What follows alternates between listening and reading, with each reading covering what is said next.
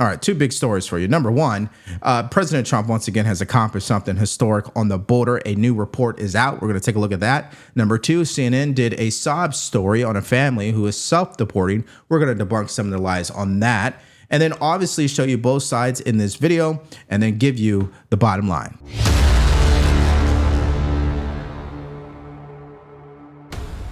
Well, new data shows President Trump is keeping his promises to curb illegal immigration. CBP shows illegal migrant encounters at the southern border plummeting to a historic low of 6,072 this past month. The Biden administration regularly had that amount in just one day. CBP is also reporting a second straight month of zero migrant releases. That's compared to more than 27,000 last June when Biden was president. Okay, so as I always say, results tell the story. Men lie, women lie, numbers don't. A lot of rhetoric on both sides, including the media and how noisy it is. But you cannot dispute the results that President Trump has been able to get on the border is nothing short of historic. And in a perfect world, mainstream media, Democrats, independents, Republicans, they'd all be giving the president credit because we've never seen something like this before. Now, that's great news as it pertains to border security. But when it comes to the mass deportation, one of the issues that have come up is this accusation that ICE agents are racially profiling migrants. Now, this is happening in Southern California. It led to the TRO that was issued by a lower court judge. It's already been appealed by the Trump administration, so we'll see what happens there. But in the meantime, ICE agents sat down for an interview with Fox News to share their side of the story. Here's what they said. What if I was outside of Home Depot, because I like to do some work around the house, not dressed in a suit? Would I be a target of ICE enforcement under Tom Homan? Probably. And it's just wrong. So the senator's worried that if he's outside a Home Depot, he could be arrested by ICE. What's your reaction to that, Paul? For me, I believe that, honestly, it wouldn't happen. There are protocols to how we operate out there. We're not out just randomly arresting individuals. There's a process to it. And there is an interview, there is a ask, whatever we do, we identify ourselves. And of course, we're asking for identification. We're asking them to let us know who they are. And typically, if that person can, without a doubt say that, hey, I am a U.S. citizen, we walk away. There is no one out there who are criminals. We're not criminals out there just randomly picking up people. There is a process to how we operate out there on the streets. So the suggestion is that the operations are just roving, driving around, rounding people up. What do you say to that, Andres? I would say that's not accurate. We have our targets. We know who we're going to pick up, and we have our plan beforehand. We don't just go out there and look for anybody. We know who we're looking for. You know what's fascinating about this interview is the diversity that you see there. Okay, that's number one. And I'm using Democrats' logic, okay? So don't attack me on that point. Number two, the fact that majority of them are Hispanic, which brings me to point number three. It's not about skin color, but what it's about is Democrats claim that what ICE is doing is dangerous. It's nothing short of Hitler and Nazis, and, it's the crime of all ages. Okay, so if it is, why is most of your workforce Hispanic? Don't you think they'd quit? Don't you think they'd go on strike? Don't you think they'd push back? So I think that in and of itself proves that what Democrats are trying to argue just isn't going to land. Now, again, I'll show you what both sides are saying. Here is the mayor in response to what she believes these ICE agents are up to. Take a look. A bulk of the executive directive was around the city family, but we also are filing a Freedom of Information Act because we want to know who these masked men are. We want to know where the people are that they're detaining. Do you know they've detained hundreds of people? Families don't know where their loved ones are. They don't know if they're in Los Angeles, California, or even in the United States. They don't have access to legal counsel. So the court decision that happened just last evening basically said that people do have to have basic rights. Okay, so let's make sure we're all on the same page about what the argument is from Democrats' perspective. They claim that ICE agents are racially profiling migrants. They claim that they're being racist towards them. They also believe that wearing masks is unconstitutional and is a threat to the safety of the community. So it begs the question, what do ICE agents have to say about this? Well, here's what they said. Take a look. What do you think about Senator Padilla is also among some other lawmakers who believe that you should never be masked. We do see officers who are sometimes, agents who are sometimes wearing masks. Why are they wearing masks? And should there be Is there a good reason for that? What would you say to him? Because like you just mentioned, they're putting their information out there. I mean, you stated yourself that they're putting it out there to put our identity out there. And this is different from what's happened in the past. Like I said, police officers have always had cameras in their face in recent times. And this is being done intentionally, to put our information out there. It's not just our face. They're trying to get our information out there. It's a way of attacking the agency. There are officers here who have been attacked. There are officers who have families, and they are well known in their communities. And they operate in a way to whereas many people don't let other family members know, don't let their community know that they work for ICE. There is a sense of danger. The mask is a sense of security for them, and they feel as though, many of them own businesses. They do things outside of ICE. And it isn't the same world. It isn't something that, in a sense, right, we can be proud of our job, but people are not proud of us, and we are a target right now. Now, what Democrats don't want to accept on this issue is that not only are ICE agents being targeted at a level that's never been seen before, but it's actually happening to their family and to their children. Now, the difference between ICE agents today and your regular police officer is there's not a nationwide protest against police officers right now. There is a nationwide protest against ICE officers. So given the current political climate, they probably will need to do something they normally wouldn't do. And what is that? They got to mask up because they don't want people knowing who they are because they're going to go after their family. Now, don't believe me. I want you to listen to this debate between Ben Ferguson and a radical Democrat who does not buy this issue. In fact, she says that this is what ICE agents sign up for, so they shouldn't be wearing masks. Hold on. I can speak to this personally. I have a good friend of mine that is an ICE agent. And not only has his home been attacked, they had to move out of the home, and his children were doxxed on the internet by groups that took pictures and then found where he lived and then put his 4, 7, and 11-year-old children's faces and connected to the wife's social media, including the grandparents, and said, this is public enemy number one. Okay. So I don't agree with that. How would you feel if I don't agree with any doxing of children? Let's just say that. But you just said it wasn't happening. But how about other agents? So, I mean, let's. I have no reason to doubt Ben and other people have said it. Let's say that's true. Wouldn't that justify their wearing masks? Yes. No, I think that's a convenient excuse, to be quite honest. They weren't doing it before they were being doxxed. Let's say your uncle was an ICE agent, and he was doxxed. And he was identified by visually. Sign up for the job. You sign up for the job. Would you say it to a soldier? Would you say that to a police officer? Police officers don't cover their faces. They don't put their badge. They have IDs because they have a legal responsibility. That's not true. SWAT individuals do it all the time. If you knew about law enforcement, you would know what you just said is not true. SWAT team members do this all the time and cover their faces. Have for 30 years. I know you said you didn't support the doxing of kids, but let's say it's factually correct that agents who don't wear masks might have their kids doxxed and that it's happened. Would you still oppose their wearing masks? I would still oppose their wearing masks because I know But would you still say it's part of the job? Yes, absolutely. Okay, I told you these people are lunatics. Now, before I go any further, please listen to this special message from today's sponsor, American Financing. I got to ask you a question. What if you could delay your next 2 mortgage payments? That's right. Imagine putting those 2 payments in your pocket and finally getting a little breathing room. It's possible when you call American Financing today. If you're feeling stretched by everyday expenses, groceries, gas, bills are piling up, you're not alone. Most Americans are putting these expenses on their credit cards, and there doesn't seem to be a way out, and we can thank Jerome Powell because he refuses to lower rates. And that's why American Financing can show you how to use your home equity to pay off that debt. You need to call American Financing today before you get to a point where you can't make those payments. Their salary-based mortgage consultants are helping homeowners just like you restructure their loans and consolidate debt, all without upfront fees. And by the way, they're saving customers an average of $800 a month. So all you have to do is call now, 866-890-9392. That's 866-890-9392, or hit the link in the description below. Yeah, as I stated, I mean, some of these people and the way they see this is just lunacy, in my opinion, okay?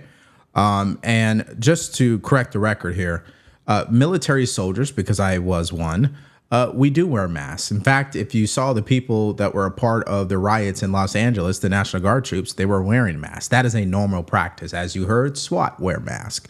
And given the current political climate, which I already touched on, it makes sense why ICE agents are having to wear masks.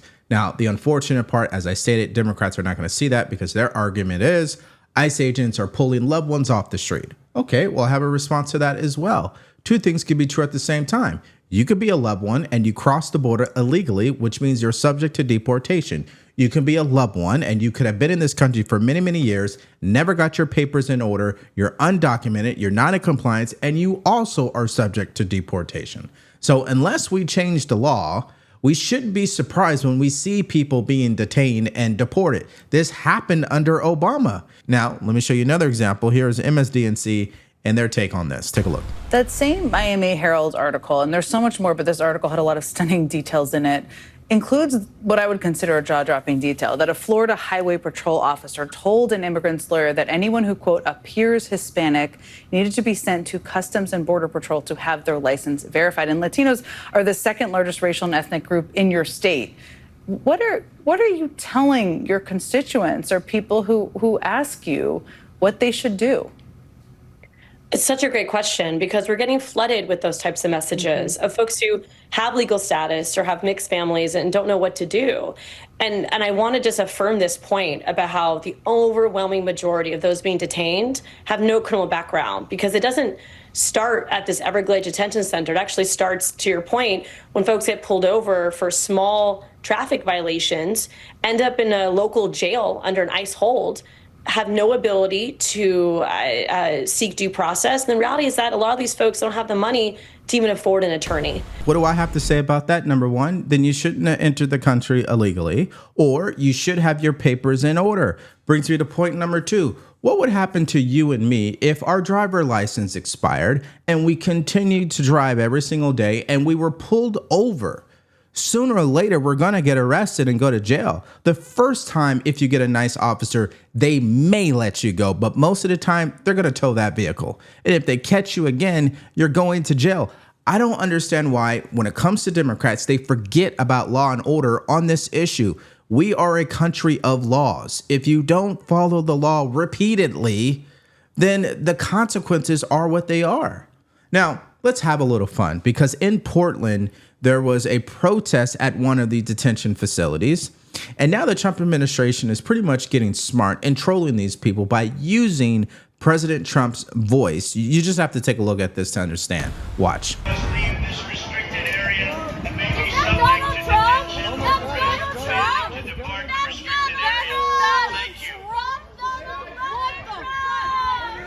This is the Federal Protective Service. The facility is closed and not open to the public.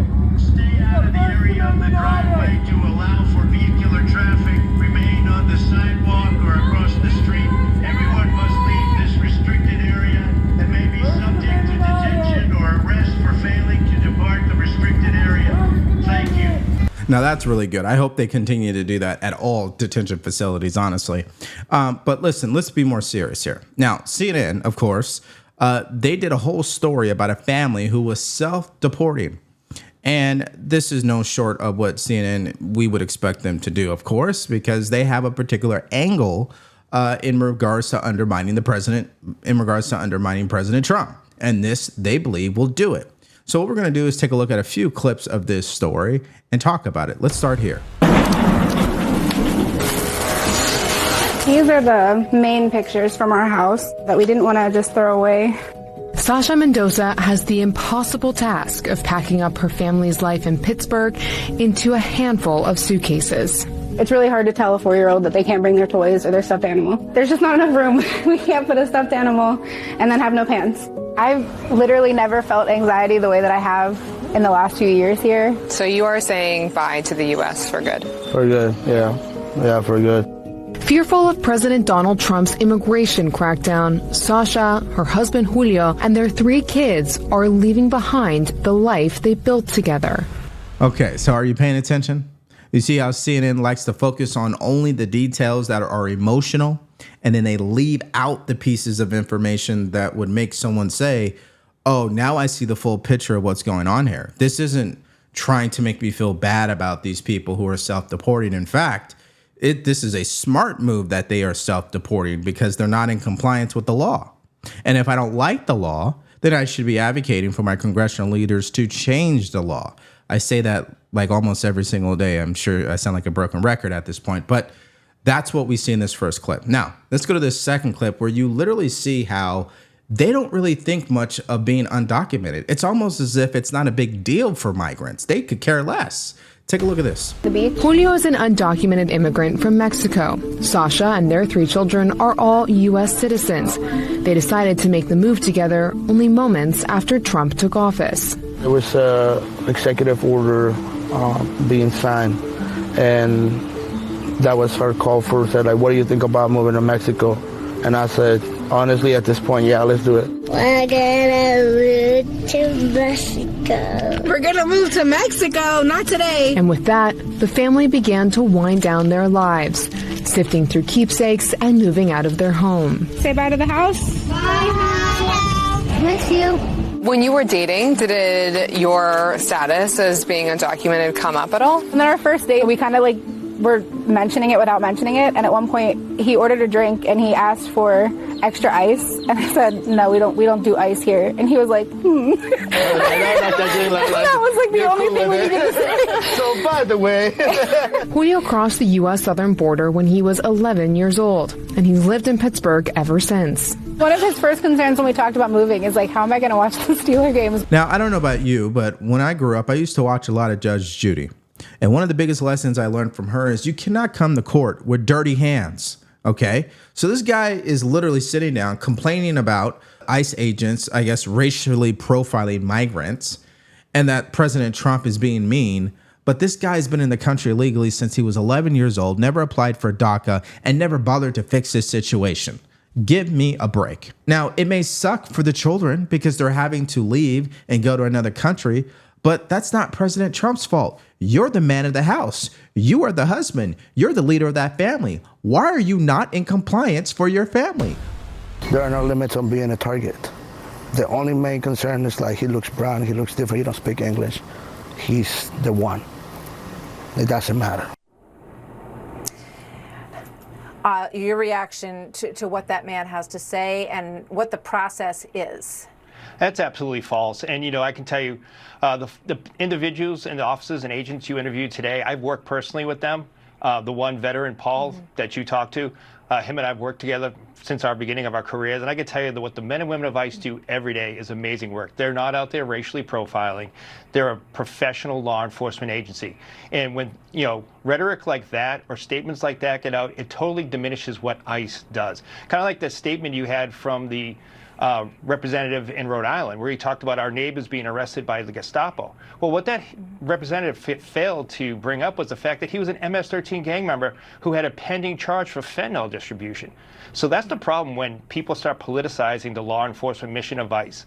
It really degrades what we're doing and what we're doing for the American people. See, it's the rhetoric that really hurts the most, because people who don't do their research and, quite frankly, don't exercise a few more brain cells, they eat it up. And of course, they're getting that every single day because Democrats continue to hold hearings and say things like this. Take a look. And these ICE agents running around our communities like masked bank robbers, terrorizing women, they're going to get themselves hurt. And I hope that doesn't happen. And we're already seeing women are being targeted by people who are impersonating ICE agents. Well, the interesting thing about what the congressman had to say there is, what is his reaction to the individual who impersonated a police officer to murder the Minnesota lawmakers, right? There are people who impersonate police officers every single day. And what disturbs me the most about Democrats, because I get it, it's political theater, they're playing politics, they got to disagree, I get all that. But can you show an ounce of respect for the people who wake up every day, they put their life on the line to keep this country safe? And ICE agents are a part of that. And this actually takes me to the most disturbing thing to me personally, is what about the children? The children that were released into our country with people that were not vetted. What about the children who have been sex trafficked in our country, being abused, used? Democrats have nothing to say on that issue whatsoever. I mean, you see that what the left is trying to do is pit Donald Trump against these, empathetic families who are self-deporting or having family members deported. But the reality is the vast, vast majority, I mean, we're talking well over 90% of the children who are being trafficked sexually or for child labor are Hispanics. Donald Trump, Kristi Noem, our ICE officers and our Border Patrol are the greatest defenders of Hispanic children who are being exploited, and they are not getting the credit they deserve. And I believe Hispanics, good, normal Hispanic Americans, get this. And really, Claudia Sheinbaum, the president of Mexico and many of those Latin American countries, they should be thanking Donald Trump. Joe Biden lost over 300,000 children. You were with me, Will, when we were in Bedminster, and I asked the president, will you help find them? Already 6 months have gone by. We have found, Donald Trump and Kristi Noem have found 10,000 of them, and they continue to find them and rescue them. These are rescue operations. They are not anything less than that, and they deserve the credit for that. Yeah, they absolutely deserve credit for what they're doing, but we know they're not going to get it because it's President Trump's presidency, okay? So this takes me to the point where I want to hear from you guys in the comment section to this entire story, all right? Number one, you have this judge who already issued a TRO accusing ICE agents of racially profiling and being racist. Do you agree with that? I know you don't, but I want to hear your thinking about that. Number two, what about these children like we just discussed? It's crazy that Democrats are silent on the fact that ICE agents have been finding these children. And number three, what do you think about CNN's little puff piece there where they try to tug on your heartstrings and make you feel bad for someone who's been in the country since they were 11 years old, didn't apply for DACA, and stayed undocumented?